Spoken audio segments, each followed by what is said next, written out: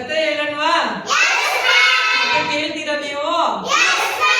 ಯಾವ ಕತೆ ಅಂದ್ರೆ ಸುಬ್ಬು ಹೇಳಿದ ಕತೆ. ಯಾವ ಕತೆ ಹೇಳೋಣವಾ? ನಿಮ್ಗೆಲ್ಲ ಒಂದ್ ಕತೆ ಸುಬ್ಬು ಹೇಳ್ತಾನೆ.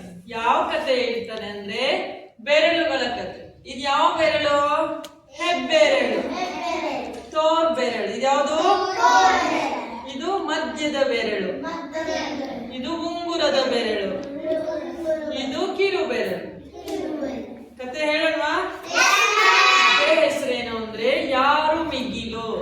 ಕತೆ ಹೆಸರೇನು? ಯಾರು ಮಿಗಿಲು. ಆಯ್ತಾ? ಯಾರು ಹೆಚ್ಚು ಅಂತ. ಓಕೆನಾ? ಈಗ ಒಂದಿನ ಈ 5 ಬೆರಳುಗಳು ಆಟ ಆಡ್ತಾರೆ. ಆಟ ಆಡ್ತಾ ಇದ್ರೆ ಅದೇ ದಾರಿಯಲ್ಲಿ ಸುಬ್ಬು ಬರ್ತಾನೆ. ಇವನು ಯಾರು? ಸುಬ್ಬು ಬರ್ತಾನೆ. ಸುಬ್ಬು ಬಂದಾಗ ಇವರೆಲ್ಲ ಆಟ ಆಡ್ತಾ ಆಡ್ತಾ ಜಗಳ ಶುರು ಮಾಡ್ಬಿಡ್ತಾರೆ. ಏನಂತ? ಇದು ಹೇಳುತ್ತೆ, ನಿಮ್ಮೆಲ್ಲರಿಗಿಂತೂ ನಾನೇ ಮಿಗಿಲು ಕಣೋ ಅಂತ ಇದೇ ಬೆರಳು ಹೇಳುತ್ತೆ. ಆಗ ಇದೇನ್ ಮಾಡುತ್ತೆ? ತೋರ್ ಬೆರಳು, ನಿಮ್ಮೆಲ್ಲರಿಗಿಂತೂ ನಾನ್ ಮಿಗಿಲು ಕಣೋ ಅಂತ ತೋರ್ ಬೆರಳು ಹೇಳುತ್ತೆ. ಆಗ ಮಧ್ಯದ ಬೆರಳು ಹೇಳುತ್ತೆ, ಇಲ್ಲ ಇಲ್ಲ, ನಿಮ್ಮೆಲ್ಲರಿಗಿಂತೂ ನಾನು ಮಿಗಿಲು ಅಂತ. ಇದೇನ್ ಹೇಳುತ್ತೆ? ಉಂಗುರದ ಬೆರಳು, ಇಲ್ಲ ಇಲ್ಲಪ್ಪ, ನಿಮ್ಮೆಲ್ಲರಿಗಿಂತೂ ನಾನೇ ಮಿಗಿಲು ಅಂತ ಇದು ಹೇಳುತ್ತೆ. ಆ ಕಿರು ಬೆರಳು ಏನ್ ಹೇಳುತ್ತೆ? ಎಲ್ಲರಿಗಿಂತೂ ನಾನೇ ಮಿಗಿಲು ಅಂತ ಕಿರು ಬೆರಳು ಹೇಳುತ್ತೆ. ಗೊತ್ತಾಯ್ತಾ? ಈಗ ಈ ತರ ಜಗಳ ಆಡ್ತಾ ಇರ್ತಾನೆ. ಆಗ ಸುಬ್ಬು ನೋಡ್ಬಿಟ್ಟು ಹೇಳ್ತಾನೆ, ಸುಮ್ನೆ ಇರೋ, ಈ ತರ ಜಗಳ ಆಡ್ತಾ ಇದ್ದೀರಾ? ಯಾರು ಮಿಗಿಲು ಅಂತ ನೀವೇನ್ ಮಾಡ್ರಿ, ಒಬ್ಬೊಬ್ಬರಾಗಿ ಹೇಳಿ ನೋಡೋಣ ಅಂತ. ಒಬ್ಬೊಬ್ಬರಾಗಿ ಹೇಳಿ, ಯಾರು ಮಿಗಿಲು ಅಂತ ನಾನು ಹೇಳ್ತೀನಿ ಅಂತ ಹೇಳ್ತಾನೆ ಸುಬ್ಬು.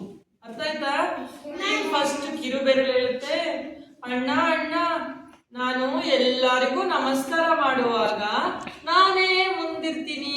ಯಾರು ಮುಂದಿರ್ತಾರೆ? ಕಿರು ಬೆರಳು ಅಲ್ವಾ? ಅದು ಕಿರು ಬೆರಳು ಹೇಳ್ತಿದೆ, ನಮಸ್ಕಾರ ಮಾಡುವಾಗ ನಾನೇ ಮೊದಲಿರೋದು, ಅದಕ್ಕೆ ನಾನೇ ಮಿಗಿಲು ಅಂತ ಕಿರು ಬೆರಳು ಹೇಳಿತು. ಆಗ ಹೌದಾ, ಸರಿ ಸರಿ ಅಂತ ಹೇಳ್ತು ಸುಬ್ಬು. ಈಗ ನೆಕ್ಸ್ಟ್ ಉಂಗುರದ ಬೆರಳು. ಉಂಗುರದ ಬೆರಳು ಏನ್ ಹೇಳುತ್ತೆ? ಅಣ್ಣ, ನಾನು ಉಂಗುರದ ಬೆರಳು, ನಾನು ಉಂಗುರವನ್ನು ಹಾಕೊಂಡ್ರೆ ತುಂಬಾ ಚಂದ ಕಾಣಿಸ್ತೀನಿ, ಅದಕ್ಕೆ ನಾನೇ ಎಲ್ಲರಿಗಿಂತೂ ಮಿಗಿಲು ಅಂತ ಈ ಉಂಗುರದ ಬೆರಳು ಹೇಳ್ತು. ಆಗ ಮಧ್ಯದ ಬೆರಳು ಹೇಳ್ತು, ನಾನು ನೋಡಿ ನಿಮ್ಮೆಲ್ಲರಿಗಿಂತೂ ದೊಡ್ಡವನು, ಹಾಗೇನೆ ನಾನು ಈ ಎಲ್ಲಾ ಬೆರಳುಗಳಿಗೆ ರಾಜ. ನೋಡಿ ಕಿರೀಟ ಹಾಕೊಂಡವನು ರಾಜ, ಹೌದಲ್ವಾ? ನಿಮ್ಮೆಲ್ಲರಿಗಿಂತೂ ನಾನೇ ಮಿಗಿಲು ಅಂತ ಮಧ್ಯದ ಬೆರಳು ಹೇಳ್ತು. ಆಯ್ತಾ? ಈಗ ತೋರ್ ಬೆರಳು ಏನಾದ್ರು ತೋರಿಸ್ಬೇಕಾದ್ರೆ ಅಲ್ಲಿ ನೋಡು, ಇಲ್ಲಿ ನೋಡು, ಯಾವ ಬೆರಳಲ್ಲಿ ತೋರಿಸ್ತೀವಿ ನಾವು?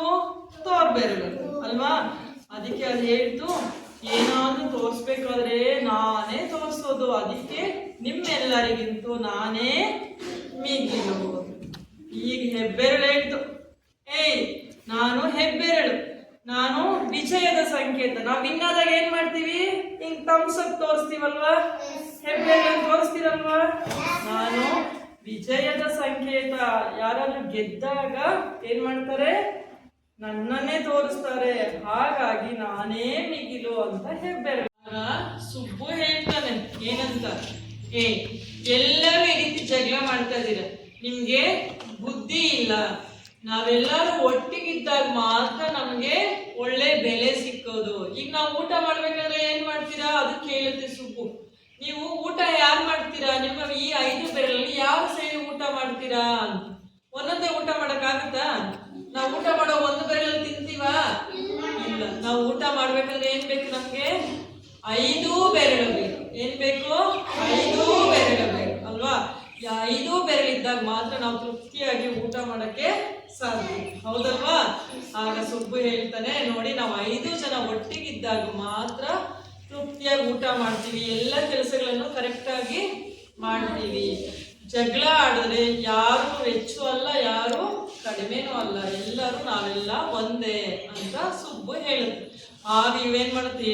ಹೌದಲ್ವಾ, ನಿಜ ಅಲ್ವಾ, ನಾವ್ ಯಾರೊಬ್ಬರಿಲ್ಲ ಅಂದ್ರೂ ನಮ್ಗೆ ಊಟ ಮಾಡಕ್ಕೆ ಆಗಲ್ಲ, ತೃಪ್ತಿ ಫ್ರೀಯಾಗಿ ಊಟ ಮಾಡಕ್ಕಾಗಲ್ಲ ಅಲ್ವಾ. ಆಗ ಹೇಳ್ತಾನೆ, ಓ ಆಗ ಇವೆಲ್ಲ ತಿಳ್ಕೊಂತವೆ.